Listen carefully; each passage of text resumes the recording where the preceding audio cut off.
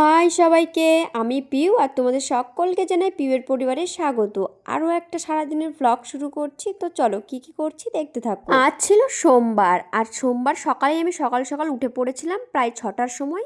যেহেতু মামা বাড়ি থেকে আজ অফিস যাবে, তাই মামার জন্য রান্নাবাড়ি করতে হবে। তোমরা দেখতেই পাচ্ছ আমি অনেক রকমের রান্নাবাড়ি করে ফেলেছি। রান্না করেছিলাম শিম ফুলকপি দিয়ে আলু সেদ্ধ করে নিয়ে একটা তরকারি, সব রকম সবজি দিয়ে একটা মেশানো তরকারি করেছিলাম, আর করেছিলাম উচ্ছে ভাজা আর আলু ফুলকপি পনির দিয়ে একটা রসা। যেহেতু মামা অফিসে নিয়ে যাবে খাবারটা, তাই আমি রান্না করার পরে সবকিছু ঠান্ডা করে তারপরে সব টিফিন গাড়িতে দিয়ে দিচ্ছিলাম। তোমরা যারা এতদিন আমার ভিডিও দেখছো তারা তো সবাই বুঝতেই পেরেছো যে আমি মামা বাড়িতে থাকি, আর আমার মা বাবা থাকে বাইরে, মানে দিল্লিতে। অনেক ছোটবেলা থেকেই মামা বাড়িতে থাকি, তাই আমার মামার বাড়িটা মামার বাড়ি মনে হয় না, আমার নিজের বাড়ি মনে হয়। তো কথা বলতে বলতে দেখো এদিকে আমার সব খাবার প্যাক করে দেওয়া রেডি, আর এরপরে আমি ব্রাশ করতে চলে গেছিলাম, আর তারপরেই মামা বেরিয়ে গেছিল। আর মামা বেরিয়ে যাওয়ার পর আমি পড়াতে বসে গেছিলাম, আর এর মধ্যেই আমার কাকা এসেছিল আমাদের বাড়িতে। তোমাদের তো আগেই বললাম মা বাবা বাড়িতে থাকে না, মা বাবা থাকে দিল্লিতে। তো দিল্লিতে সেখানে যেখানে কোম্পানিতে কাজ করে সেখানে দিওয়ালি উপলক্ষে অনেক মিষ্টি পেয়েছিল, তো সেগুলো রেখে দিয়েছিল। পাশেই পাড়াতে একজন আসছিল, তো তার হাতে পাঠিয়ে দিয়েছিল।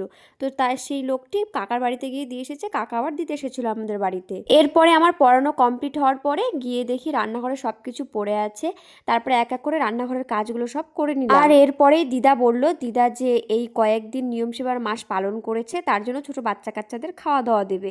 তো তার জন্য বাচ্চারা তো একটু পাঁপড় ভালোবাসে, তার জন্য একটু পাঁপড় ভাজছিলাম, আর একটু করেছিলাম বেগুনি। তারপর বেগুনিটা হয়ে যাওয়ার পরে দিদা যাদের যাদের নিমন্ত্রণ করেছিল তাদের সবাইকে ডেকে এনে আমি ভাত দিয়ে দিয়েছিলাম। আর এত কিছু করার পরেও আমার মনে পড়লো আমার রান্নার ভিডিওর যে চ্যানেলটা আছে তার জন্য একটা থালা সাজানোর ভিডিও করতে হবে। তার জন্য পুরোপুরি থালা সাজিয়ে নিলাম, আর এরপরে ভিডিওটা করার পরে আমিও খেয়ে নিয়েছিলাম। তো আজকের ভিডিওটি এই পর্যন্তই। তোমরা যারা ইউটিউব থেকে দেখছো চ্যানেলটাকে সাবস্ক্রাইব করে দিও, আর যারা ফেসবুক থেকে দেখছো তারা একটা ফলো করে দিও। টাটা।